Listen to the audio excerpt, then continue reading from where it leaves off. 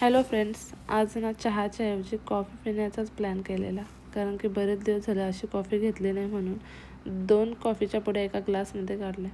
नंतर त्यात 2 चमच साखर आणि थोडासा गरम पाणी टाकून घेतला.